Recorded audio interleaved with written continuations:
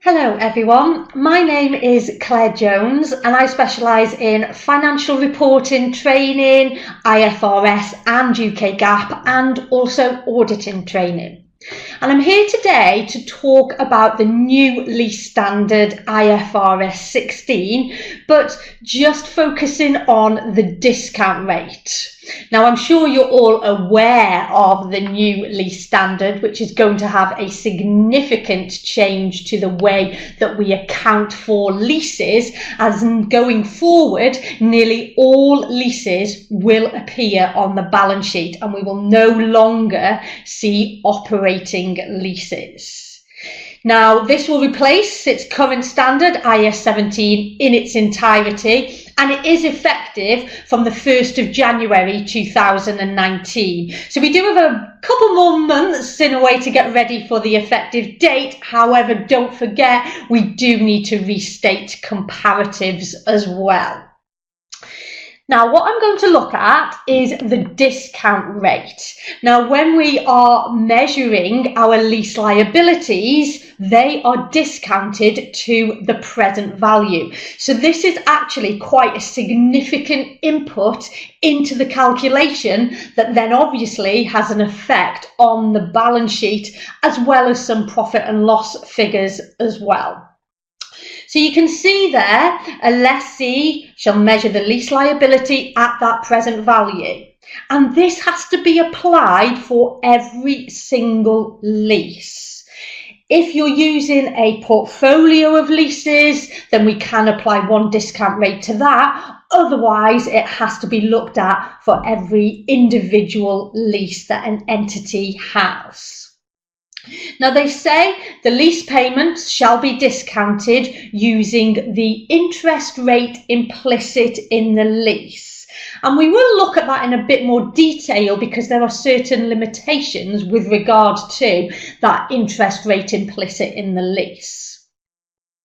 However, they do say if we cannot determine that reliably, it's not readily determined, then don't worry, we can use the lessee's incremental borrowing rate. So we'll also look at the definition there and some challenges we may face with that rate as well.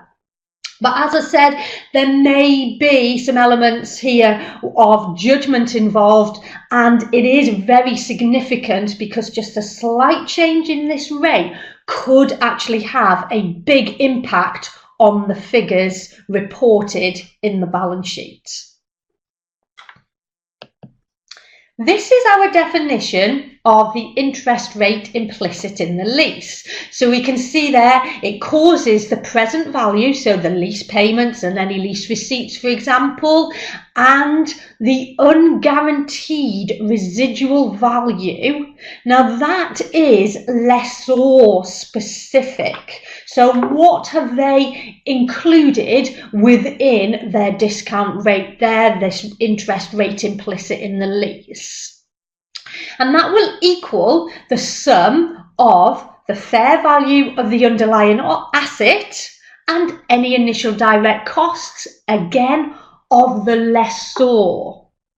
So just breaking this down a bit, we have a couple of elements there of lessor information that we will not know what they are. So for example, this unguaranteed residual value and the direct cost of the lessor, that's lessor specific information and we will not have access to that. What can we do? Well, we could ask the lessor, are they likely to give it to us? Probably not. So already this calculation is going to be a bit harder than what we initially thought.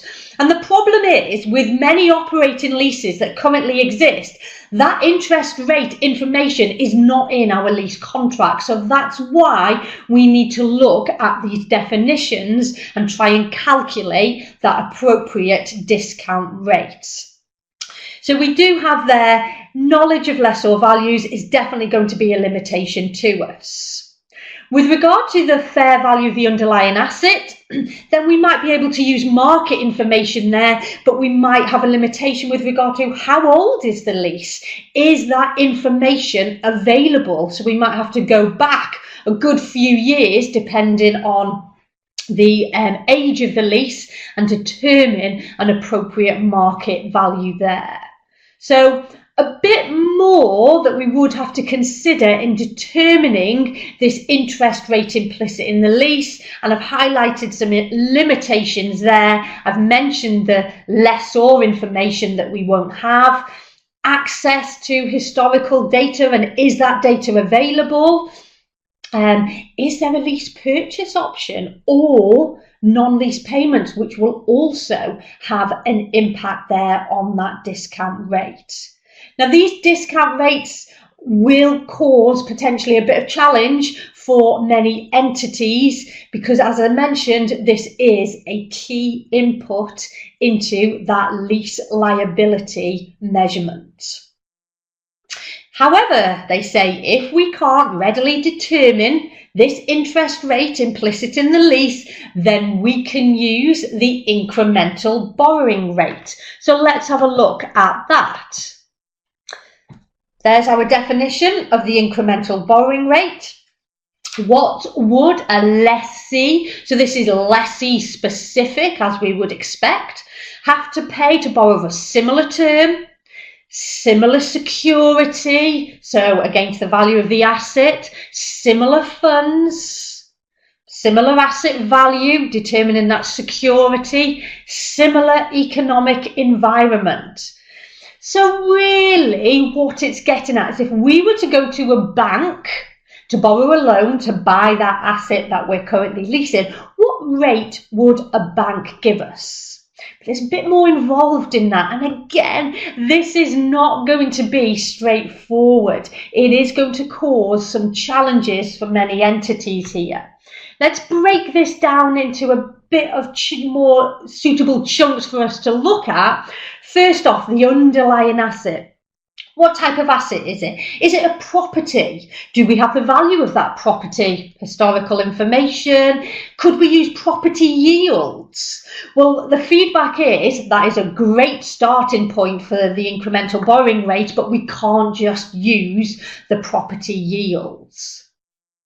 As we would expect, there are obviously a lot of financial influences as well. So the lease term, to be able to discount over the correct number of years or the period, for example, we need to know the lease term. Are there extension options? Are there termination clauses as well? What is the lease term likely to be?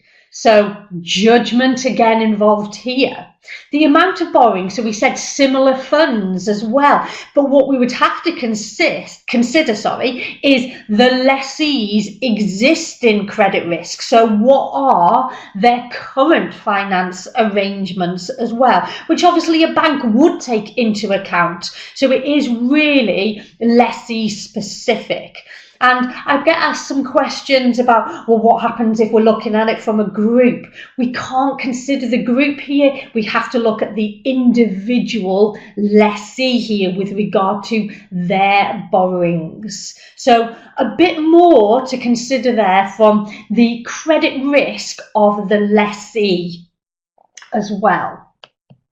And then finally, the economic environment. So matching the currency to the risk-free rate, or giving you their example reference to government bonds. But do consider if you do have operating leases currently that are overseas or subsidiaries operating overseas with those leases, then you are going to have to consider the currency and matching that to a risk-free rate there. So it's not going to be an easy calculation. And the IASB have said that over 74% of entities will be using the incremental borrowing rate. And they've also mentioned that this is going to be one of the biggest challenges in actually applying IFRS 16, obtaining this discount rate.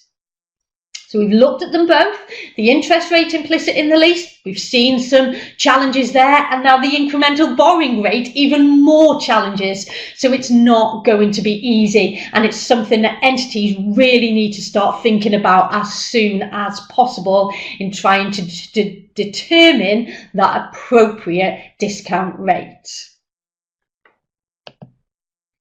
Do we have a choice? Well, if we adopt the full retrospective approach, so changing our comparatives, applying IFRS 16 to all contracts, then we do have a choice. We can either use the interest rate implicit in the lease or the incremental borrowing rate. And as we know, not one of those is necessarily easier than the other, but at least you have a choice. However, if you adopt the modified retrospective approach, whereby you don't restate your comparatives, but you show the cumulative effect of adopting IFRS 16 as an adjustment through opening retained earnings, then you don't have a choice. You are required to use the incremental borrowing rate. So really, it's actually worth considering which approach you are going to adopt before you even look at the discount rate to use, whether it be the interest rate implicit in the lease or the incremental borrowing rate, because it might have an impact there on your application of IFRS 16. So quite a lot to consider there, and it isn't the easiest calculation to do. Some of the questions I get asked about the property yield I've mentioned. Can we use the weighted average cost of capital as the incremental borrowing rate? No, you can't, because your weighted average cost of capital includes debt and equity, and the incremental borrowing rate is supposed to be really focusing on the existing borrowings that are there by the lessee. I mentioned before, it is lessee specific. So just a thought there to consider with regard to applying IFRS 16. As I've mentioned, this discount rate is a key input into measuring that lease liability, which becomes the credit, and then we debit our right of use asset. So it is very important, and just a slight change can have a significant impact on the figures. So look at the choices, look at the information that is available to determine which one will work best for your entity, because it's going to be, and the feedback is, and the ISB have mentioned, that it is one of the challenging areas in adopting IFRS 16. Thank you and goodbye.